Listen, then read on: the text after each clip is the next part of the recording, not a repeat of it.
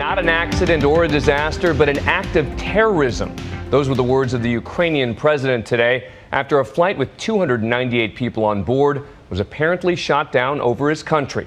How could this happen? Who was responsible? And why did they do it? ABC's chief global affairs correspondent Martha Raddatz brings us the very latest. It's one of the last images of Malaysia Airlines Flight 17.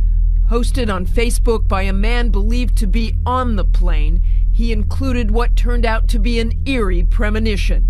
Should it disappear, this is what it looks like. 4 hours into the flight, a burst of flame. This is the moment the plane crashed into eastern Ukraine. Smoke plumes fill the horizon. Those white streaks, debris from the aircraft littering the sky. As cameras reach the site of impact in the Ukrainian countryside, utter devastation, as far as the eye can see, an apocalyptic scene, leaving no hope that the 298 souls on board survived the fiery crash. But the debris was spread across 10 miles, and in some spots, the pieces of wreckage showed no evidence of fire. It appears like the paint is fresh, but the metal itself has been ripped to shreds. So what this could suggest is that the aircraft broke up in flight. Large pieces of plane with the Malaysian airline colors were still visible, and in the rubble, clothing, passports, even a vacationer's travel guide. And the part that continued on for that 10 miles was the part that had all the fuel in it, which is why you see this massive fireball of almost 20,000 gallons of fuel going up in smoke. Flight 17 took off from Amsterdam just after noon local time, on its way to Kuala Lumpur, Malaysia. The plane crossed into Ukraine, nearing Russia's border. That's when something went terribly wrong.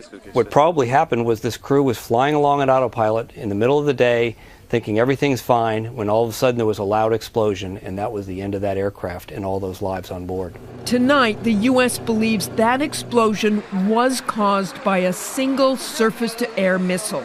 Shot down, not an accident, blown out of the sky.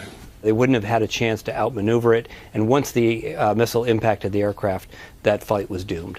It's unclear who fired the missile, but MH17 did fly over a war zone, the region below embroiled in conflict between Russian separatists and the Ukrainian government. It sure is hard to understand why you would route an aircraft over a known combat zone. But the plane's altitude was determined to be safe for commercial air traffic, even though NATO's top commander, American General Philip Breedlove, said recently that Russia has been providing air defense training to the pro-Russian rebels. Why this Malaysian flight did not file to either go left or right and not over the combat zone is still a mystery tonight.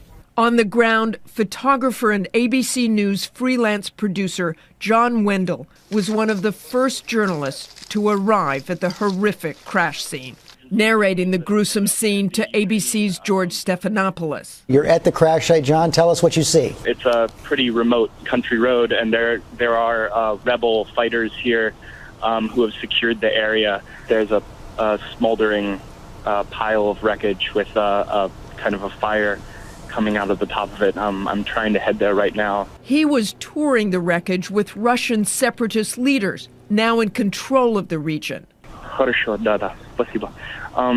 Who was talking to you there? Sorry, it's a rebel with a weapon. He just pointed out with a flashlight on the ground that there's blood splattered everywhere and pieces of remains. Oh man. They're shining flashlights out into the field now. There are bodies scattered everywhere. They just shined a light on a woman. She's unrecognizable. It's just a lower torso. Since February, pro-Russian separatists have been waging war against the Ukrainian government. They're fighting for Russia and for Russia's cause and trying to create in the eastern area of Ukraine a separate nation that would then join up with Russia the way Crimea broke away from Ukraine and joined up with Russia. A battle fought not only on the ground but in the skies. Just this week, it's believed Russian separatists shot down 2 Ukrainian military planes. But MH17 was a commercial flight filled with civilians, not a military target. Almost immediately, Ukrainian President Poroshenko unequivocally placed the blame on Russia, which is accused of arming the separatists, saying it wasn't an accident or a disaster, but an act of terrorism.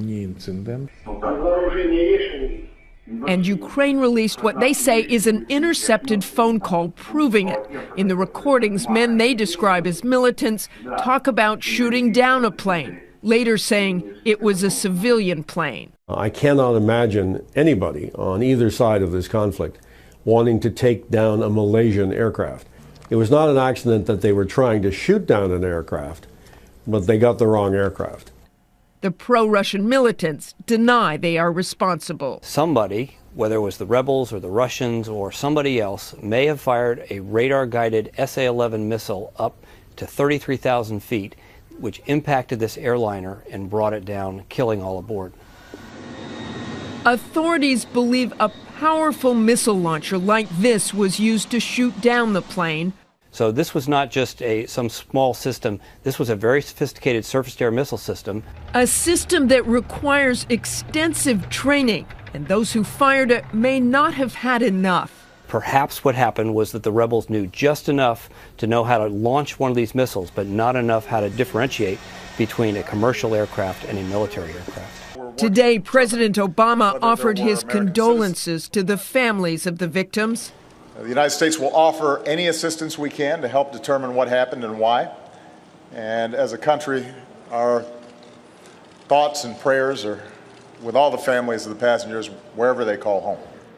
Families of the victims gathered at Amsterdam's International Airport and across the world in Kuala Lumpur, the flight's final destination. And for the people of Malaysia, it's another devastating loss in less than 5 months after Malaysia Air 370 disappeared over the Indian Ocean. It's a terrible coincidence for the people of Malaysia and for Malaysian Airlines that the aircraft that was shot down today was a Malaysian Air 777, the same type and model as disappeared earlier in the year for reasons that we still don't know about. Along with the anguish, some staggering close calls. You get this sick feeling in the pit of your stomach. We were supposed to be in that flight, and it's obviously, something watching over us and saying, no, don't get on that flight. But around the world tonight, thousands mourn and pay tribute to the 298 souls lost. For Nightline, I'm Martha Raddatz in Washington.